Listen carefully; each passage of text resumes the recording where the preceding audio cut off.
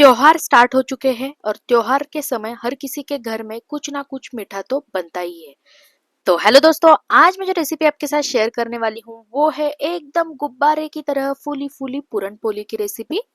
तो आज मैं आपके साथ वो सारे टिप्स और ट्रिक्स शेयर करने वाली हूँ जिससे ये जो महाराष्ट्र की फेमस पूरन पोली की रेसिपी है ना, वो एकदम आसानी से बनकर तैयार होगी। यहाँ पर मैं आपको एक बात बता दूं कि पूरन पोली बनाने में थोड़ा सा ज्यादा टाइम जरूर लगता है, पर खाने में जो इसका टेस्ट होता है ना वो इतना बढ़िया होता है ना, एक बार इसे खाने के बाद इसे बार बार बनाने की जिद करेंगे, ये इतना टेस्टी लगता है। तो आप भी इस रेसिपी को एक बार मेरे तरीके से जरूर बनाकर देखिए, पहली बार में ही आपकी भी पूरन पोली ऐसे ही एकदम सॉफ्ट और टेस्टी बनकर तैयार होगी। तो चलिए पूरन पोली बनाना स्टार्ट करते हैं। पूरन पोली बनाने के लिए मैंने यहाँ पर 250 ग्राम्स इतना चना दाल ले लिया है। तो मीडियम साइज का जो बोल होता है ना, उससे मैंने यहाँ पर एक बोल भरकर चना दाल ले लिया है। अब हम इसमें पानी ऐड कर लेंगे और पानी को बदल बदल कर हमें 2 से 3 बार इसे अच्छे से वॉश कर लेना है, जिससे इसके ऊपर जो भी डर्ट वगैरह होगी या पाउडर वगैरह होगी वो पानी के साथ निकल जाएगी। तो ये देखिए, यहाँ पर मैंने चना दाल को 2 से 3 बार पानी से वॉश कर लिया है। यहाँ पर मैंने एक बड़ा सा कुकर ले लिया है। अब हम इसमें हमने जो वॉश करके चना दाल जो रखे थे उसे अब हम कुकर में ऐड कर लेंगे। तो ये देखिए, यहाँ पर मैंने सारे चना दाल को प्रेशर कुकर में ऐड कर लिया है। अब हम इसमें पानी ऐड कर लेंगे। तो यहाँ पर हमें जितना हमने दाल लिया है ना, उससे 3 गुना ज्यादा हमें इसमें पानी ऐड कर लेना है। पानी ऐड करने के बाद अब हम इसमें 1 टीस्पून इतना ऑयल ऐड कर लेंगे। ऑयल ऐड करने से जो दाल है ना वो पकने के बाद बिल्कुल भी चिपचिपी नहीं होती है। इसके बाद अब हम इसे ढक कर गैस को मीडियम फ्लेम पर रखते हुए इसकी 2 सीटियां लेंगे और 2 सीटियों के बाद गैस को लो फ्लेम पर रखते हुए इसकी 1 सीटी हमें यहाँ पर लेनी है। अब थोड़ी देर बाद आप यहाँ पर देख सकते हैं मीडियम फ्लेम पर इसकी 2 सीटियां हो चुकी है। अब हम गैस को लो फ्लेम पर करते हुए इसकी और 1 सीटी आने तक वेट करेंगे। तो ये देखिए, यहाँ पर मैंने कुकर की 3 सीटियां ले ली है और इसे 10 मिनट के लिए साइड में रख दिया था। 10 मिनट बाद आप यहाँ पर देख सकते हैं जो दाल है वो बहुत ही बढ़िया तरीके से पककर तैयार हो चुकी है। तो यहाँ पर मैं आपको वीडियो में दिखा देती हूँ, जो दाल है वो बिल्कुल भी ऐसी चिपचिपी नहीं बनी है, एकदम परफेक्ट तरीके से पककर तैयार हो चुकी है। ठीक इसी तरह से आपको दाल को पका लेना है, इससे ज्यादा इसे नहीं पकाना है। अब हमें दाल को पकाने के बाद इसे स्ट्रेन कर लेना है, जिससे इसके अंदर जो भी एक्सेस वाटर है वो निकल जाएगा। तो यहाँ पर मैंने एक इस तरह की छन्नी ले ली है और छन्नी के नीचे एक बर्तन रख दिया है, जिससे जो पानी है वो उस बर्तन में इकट्ठा हो जाएगा। तो ये देखिए, यहाँ पर मैंने दाल को छन्नी में ऐड कर लिया है। छन्नी में ऐड करने के बाद अब हम इसे इस तरह से फैला लेंगे, जिससे जो दाल है वो भी हल्की सी ठंडी हो जाएगी और इसके अंदर का जो एक्सेस पानी है वो भी निकल जाएगा। तो यहाँ पर मुझे दाल को छन्नी में रखे हुए 20 मिनट हो चुके हैं और आप यहाँ पर देख सकते हैं जो दाल है वो भी अभी हल्की सी ड्राई हो चुकी है। इसका मतलब इसमें जो भी एक्सेस पानी था वो पूरी तरह से निकल चुका है। आप यहाँ पर देख सकते हैं जो भी दाल में एक्सेस पानी था वो पूरी तरह से इस तरह से एक बर्तन में इकट्ठा हो चुका है। इस पानी को बिल्कुल भी फेंकिए मत, इसी से जो कटाची आमटी कहा जाता है वो बनाया जाता है। इसके बाद मैंने यहाँ पर एक कढ़ाई ले ली है और अब हम इसमें हमने जो चना दाल को स्ट्रेन करने के लिए रखा था, अब हम उस चना दाल को इस कढ़ाई में ऐड कर लेंगे। तो यहाँ पर आप देख सकते हैं सारे चना दाल को मैंने कढ़ाई में ऐड कर लिया है। तो अब हम इसमें हमने जिस बोल से चना दाल को मेजर किया था, ठीक उसी बोल से मैंने यहाँ पर 3/4 बोल इतना गुड़ ले लिया है। अगर आप ज्यादा मीठा खाना पसंद करते हैं तो 3/4 बोल की जगह आप 1 बोल गुड़ का भी इस्तेमाल कर सकते हैं। तो यहाँ पर मैंने गुड़ को चना दाल में ऐड कर लिया है। गुड़ ऐड करने के बाद अब हम इसमें 1/4 बोल इतना शक्कर ऐड कर लेंगे।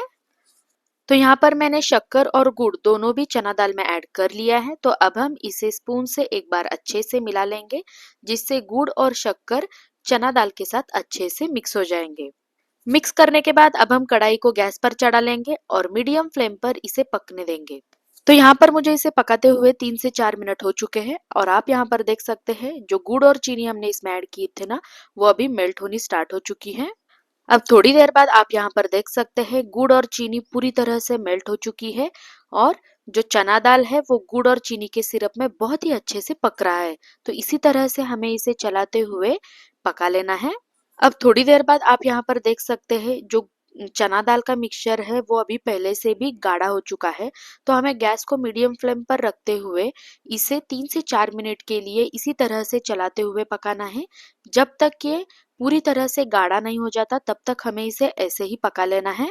तो यहाँ पर मैं आपको बता दूं कि मुझे इसे पकाते हुए यहाँ पर 17 से 18 मिनट हो चुके हैं। तो इस प्रोसेस को थोड़ा सा होने में टाइम लगता है। अब हम इसमें 1/4 टीस्पून इतना इलायची पाउडर ऐड कर लेंगे और इलायची पाउडर को पूरन में अच्छे से मिक्स कर लेंगे। तो यहाँ पर आप पूरन की जो कंसिस्टेंसी है वो देख सकते हैं, वो भी पूरी तरह से गाढ़ा हो चुका है। तो ठीक इसी तरह से हमें इसकी कंसिस्टेंसी रखनी है। जैसे जैसे पूरन ठंडा होता जाएगा इसकी कंसिस्टेंसी और भी गाढ़ी होती जाएगी। तो यहाँ पर हमारा जो पूरण है वो बहुत ही अच्छे से कुक होकर तैयार हो चुका है। तो अब हम गैस को बंद कर देंगे। अब दूसरी साइड मैंने यहाँ पर एक इस तरह का बाउल ले लिया है और इसके ऊपर जो पूरन का जो छन्नी होता है ना, उसे मैंने इसके ऊपर रख दिया है। अब हम इस छन्नी में हमने जो पूरन बनाकर तैयार किया है उसे अब हम ऐड कर लेंगे। तो यहाँ पर आप देख सकते हैं मैंने थोड़ा सा पूरन छन्नी में ऐड कर लिया है। तो यहाँ पर मैंने एक इस तरह की कटोरी ले ली है और अब हम इस कटोरी से पूरन को घिसना स्टार्ट कर देंगे। जैसे जैसे आप पूरन को इस तरह से घिसेंगे ना, तो एकदम सॉफ्ट पूरन हमें नीचे बोल में इकट्ठा होकर मिल जाएगा। तो यहाँ पर मैंने सारे पूरन को इस तरह से छन्नी में घिसकर इस तरह से एकदम सॉफ्ट पूरन बनाकर तैयार कर लिया है। आप यहाँ पर देख सकते हैं। तो ये देखिए यहाँ पर हमारा जो सॉफ्ट पूरन है वो बनकर तैयार हो चुका है। हमें इसे इस तरह से एक बार अच्छे से मिक्स कर लेना है। एक बार इसे अच्छे से मिक्स करने के बाद हमें जिस हिसाब से पूरन पोली बनानी है उस हिसाब से आपको यहाँ पर इस तरीके से पूरन हाथ में लेकर इसे गोल शेप दे देना है। पूरन पोली का जो पूरन है ना वो बहुत सारे तरीकों से बनाया जाता है, पर मैं आपको यहाँ पर बता दूं छन्नी में घिसकर जो पूरन बनाते हैं ना वो एकदम ही सॉफ्ट बनता है। तो यहाँ पर हमारा जो पूरण है वो बनकर तैयार हो चुका है। तो चलिए अब हम इसे बनाने के लिए आटा लगा लेते हैं। तो यहाँ पर मैंने 1.5 बोल इतना गेहूं का आटा ले लिया है। गेहूं का आटा ऐड करने के बाद अब हम इसमें हाफ बोल इतना मैदा ऐड कर लेंगे। तो मैं आपको यहाँ पर बता दूं मैदा ऐड करने से जो पूरन पोली है ना वो बिल्कुल भी फटेंगे नहीं, बहुत ही आसानी से बनकर तैयार होंगे। इसी के साथ स्वादानुसार नमक और 1/4 टीस्पून इतनी हल्दी भी इसमें ऐड कर लेंगे और सारी चीजों को अब हम इस तरह से अच्छे से मिला लेंगे। सारी चीजें अच्छे से मिक्स करने के बाद अब हम इसमें थोड़ा थोड़ा करके पानी ऐड कर लेंगे और इसे जैसे हम रोज रोटी का आटा लगाते हैं ना उससे थोड़ा सा सॉफ्ट आटा हमें यहाँ पर इसका लगाकर तैयार करना है।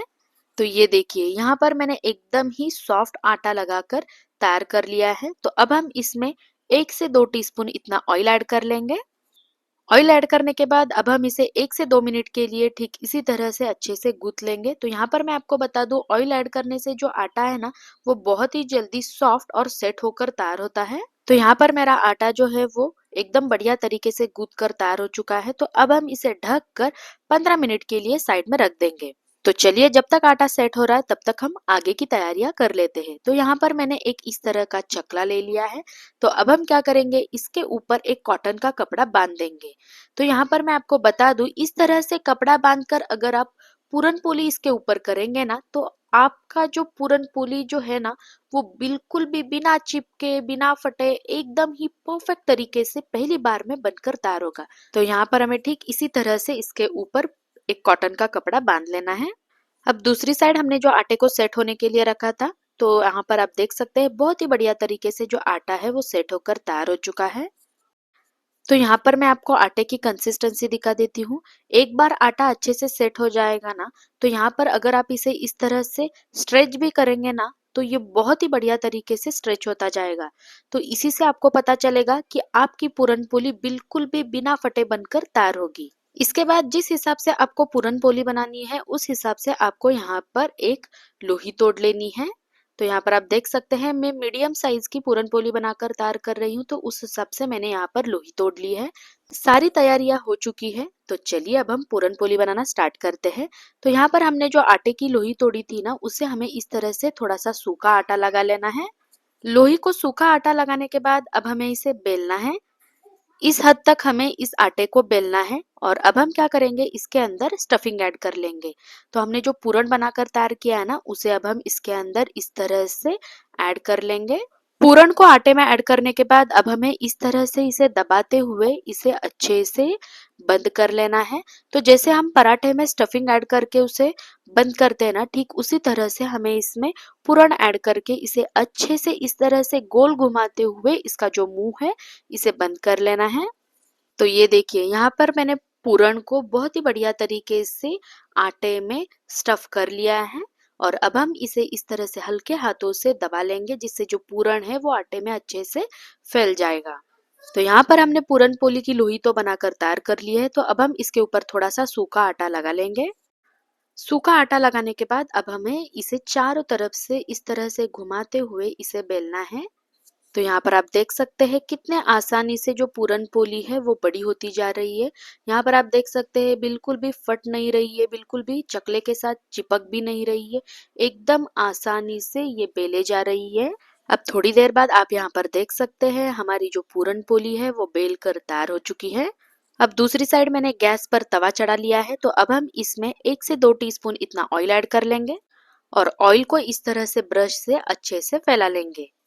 तेल अच्छे से फैलाने के बाद हमने जो पूरन पोली बनाकर तैयार की है उसे अब हम गरम तवे के ऊपर ऐड कर लेंगे। पूरन पोली तवे में ऐड करने के बाद फिर से अब हम इसमें 1 से 2 टीस्पून इतना ऑयल ऐड कर लेंगे। अब पूरन पोली को सेकते हुए यहाँ पर 1 मिनट हो चुका है, तो अब हम क्या करेंगे, इसे पलट लेंगे और दूसरे साइड से भी इसे पका लेंगे। पूरन पोली को फ्लिप करने के बाद फिर से अब हम इसके ऊपर ऑयल ऐड कर लेंगे और पूरन पोली को इस तरह से अलट पलट कर हमें दोनों साइड से एकदम बढ़िया कलर आने तक इसे पका लेना है।